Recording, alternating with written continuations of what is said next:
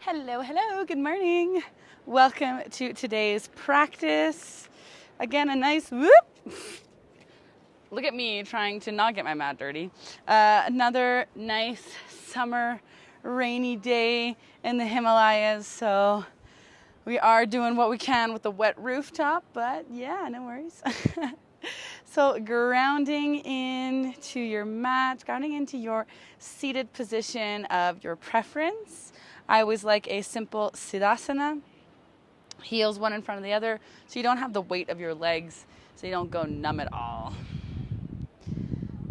And then checking your posture to make sure that your abdomen is just lightly engaged, your sternum is up and back as you inhale, bringing your shoulders up and exhaling them down. If you got a computer neck, pushing that back just a little bit and then bringing your chin parallel to the mat. And bring your hands to heart center as we open up today's practice with 3 Oms. A deep inhale.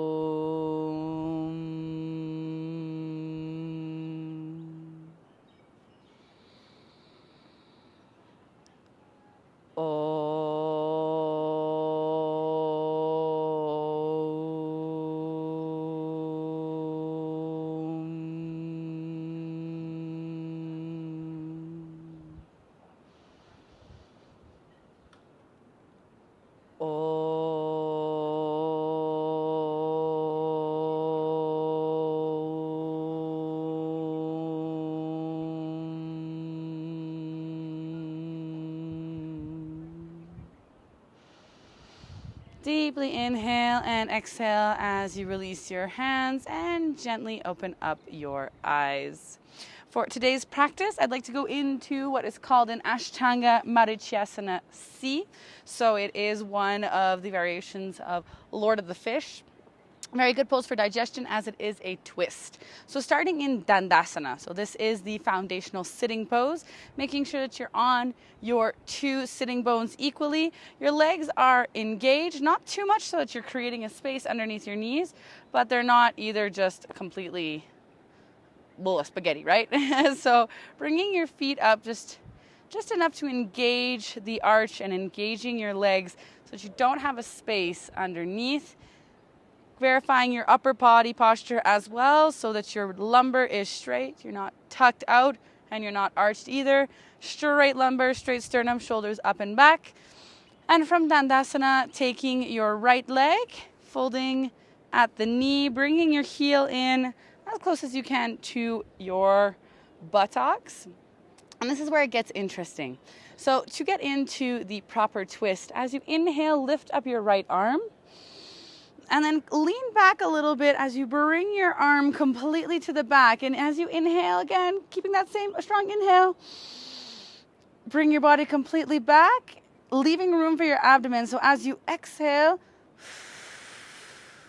you can twist, and then your whole belly is now to the side. And then you really want to make sure that you're bringing your posture straight up. So you don't want to be in a twist like this.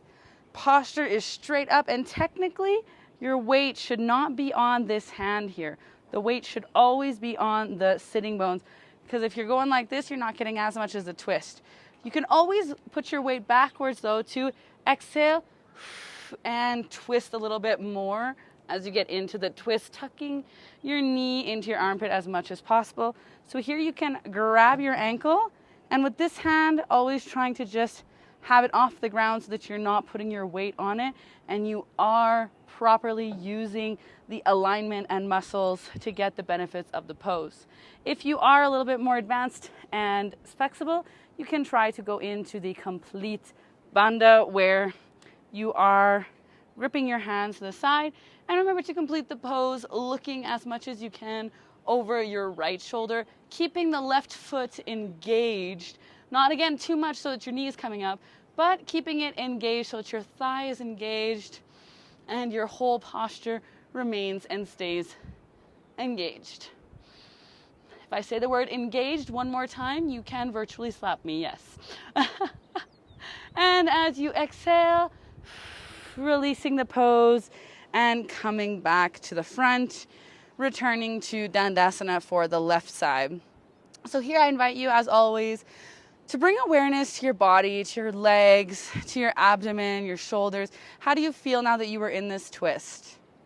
And then preparing for the left side. So once again, folding the knee, bringing the heel to the buttocks as much as possible.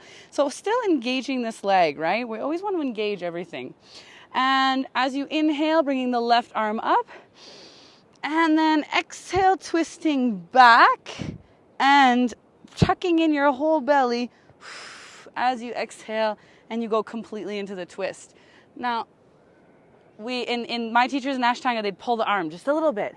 So you want to kind of create that same pull for yourself. So you want to go and return the weight on your buttocks and not on the hand. So you can grab your ankle here and stay in this position looking over your left shoulder, or you can bring your arms together, grabbing your wrist, making sure that the left foot stays engaged, straightening the back, extending the spine into the twist as you look completely over your left shoulder and remaining with that straight back as much as possible. And then you can exhale and release, coming back to the Dandasana pose, and again bringing your awareness to how you now feel. So knowing that the twists are great for digestion, great for pitta, great for solar plexus, great for any kind of bloatings and cramps. So you can go into any variation of the Marichyasana at any moment to just help you find some alignment, get into a good twist. And for today's pranayama, as always, grounding into your seated position, verifying your posture, and getting ready for a complete cooling breath, or it could be a heating breath. So depending on how the weather is. Right now, it's probably summer everywhere for everyone watching this, as I know of, except if you're obviously like in Australia or something like that, because it is right now the month of July. So to cool down, the cooling breath is quite fun. So you take your tongue and you twist it so that it makes like a little pipe, like a little tube. And then inhaling through that little tube, you will see through your bent tongue that it is actually a cooler air.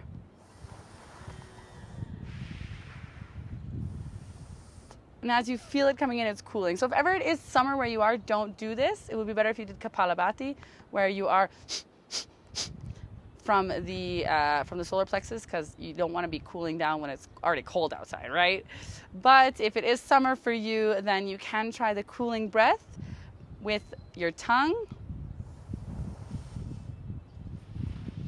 Deeply inhaling and exhaling through the belly. And if you can't fold the tongue that way, just closing your lips as tight as you can, and then sucking in the air with your tongue just lifting up a little bit.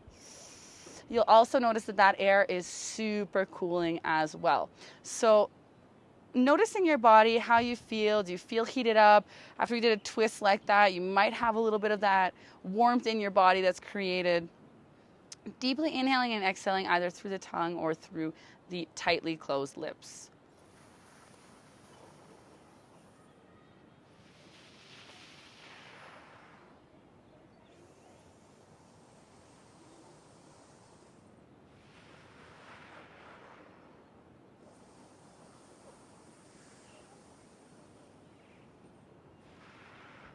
And as you are going through the cooling breath, bring your awareness to your mouth, your throat, your chest, and feel if you can feel the cooling effects.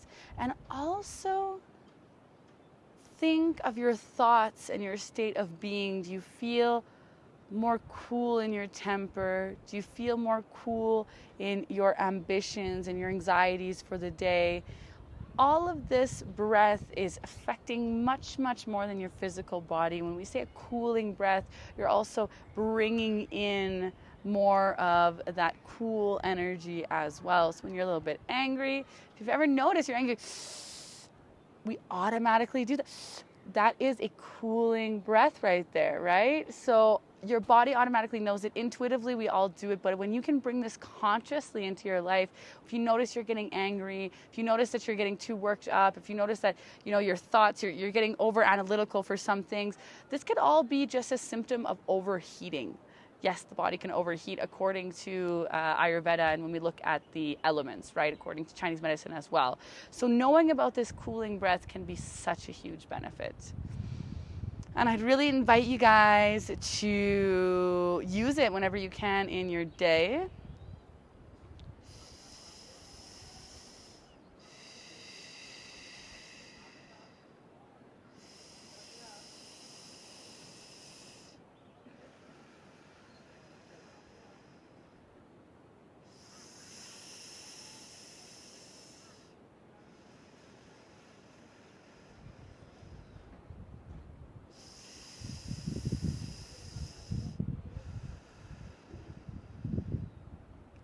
And as we move into the meditation, if you're enjoying the cooling breath and it is feeling nice for you, continue so. If not, just ground into your deep belly breathing.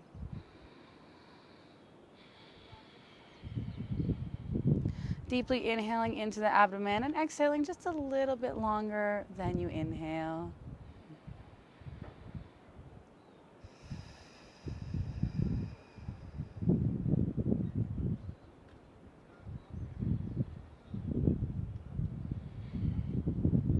And for today's meditation, as always, you can join your thumb and index with the 3 fingers pointing forward for the chin mudra, or you can use any mudra of your choice if you do know of any others, or your hands can just be wherever you want them to be.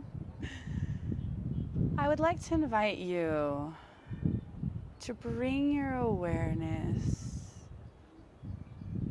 into your life and your habits of what you have to celebrate.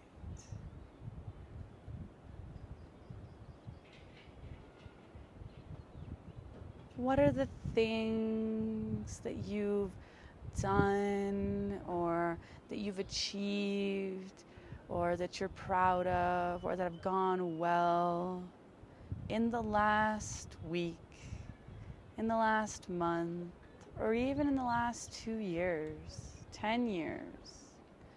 What in your life deserves celebration that you might have forgotten to bring your awareness to lately?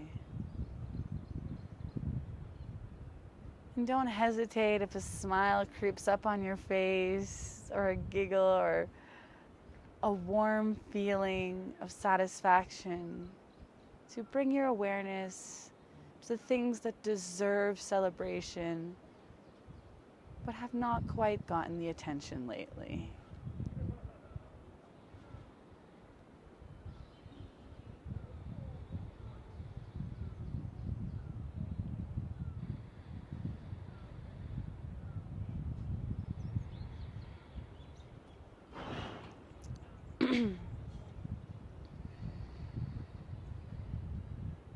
And depending on where you are in your journey, you might have a list of so many things that you can tap into right now that you forgot to celebrate that deserve it. And you might also be in a space right now where the voice in your head telling you that you haven't done anything that deserves celebration is too loud.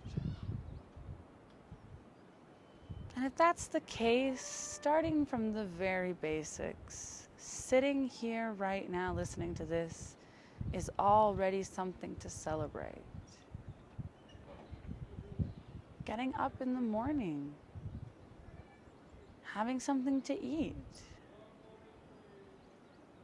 whatever it may be, even if you just go to work or you do your dishes, There is a celebration in simply having access to hot water. And slowly, as you tap into just these little things of life that we forget to celebrate, that voice in your head will slowly just understand that there's no room for it as you bring your focus and awareness to even the smallest things to celebrate. Maybe even the fact that you have all of your fingers and toes. Maybe it's just the fact that you've got your 5 senses that function properly. And even if you've only got 4 or 3 or 2 or 1, just celebrating whichever one you have.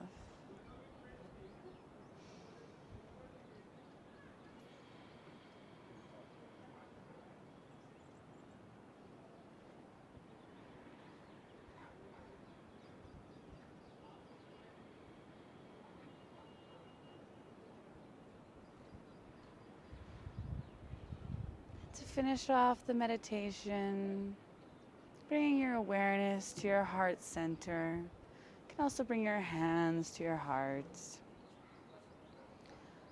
With everything that you've just celebrated now, bringing it all into your heart center as the feeling of gratitude washes over you.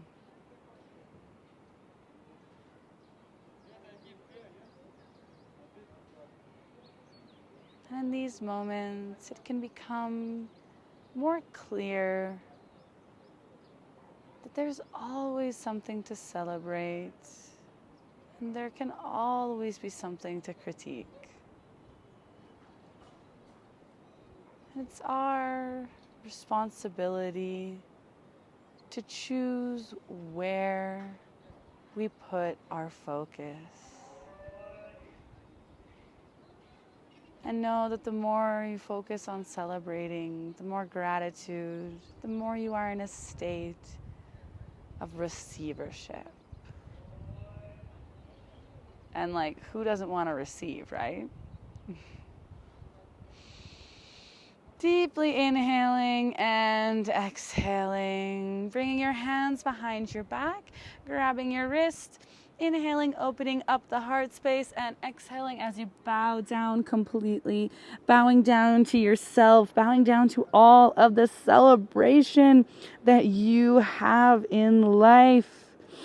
And deeply inhaling as you come back up, keeping your eyes closed, verifying your posture as you rub your palms together, creating the heat, waking up all those nerve endings, getting the energy moving in your hands, and placing your palms directly on your eyes, fingers on your forehead.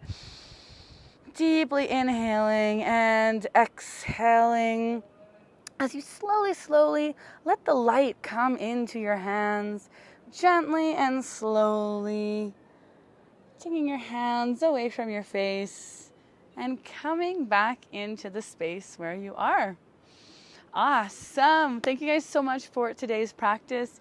And I do want to be completely honest with you guys and completely vulnerable.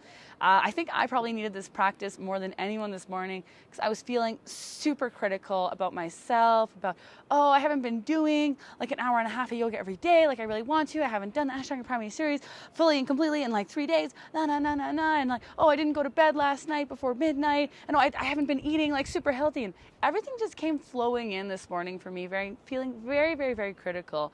And that's why I said to myself, really, I want to be able to bring celebration into this morning where I am feeling so blah and so not seeing the beauty of things right now. And I really want to thank you guys because after this practice, being able to bring it here and after doing it, I feel so much better. And if it wasn't for the fact that I was doing these with you guys, I might not have done it this morning. If I wasn't, accountable and sharing this, and if I wasn't committed to myself to bring this every day, then I maybe wouldn't have done it. So thank you guys so much for being here, for watching. And it is so powerful, these practices. And we never want to do them, right? I swear to God, if it wasn't for me having to film this, I wouldn't have done it. And now I'm like, yes, I feel so good. Oh my God, how could I ever want to not do this? So thanks again for that. If you guys are ever feeling that way, know that everyone does, and have a wonderful rest of the day.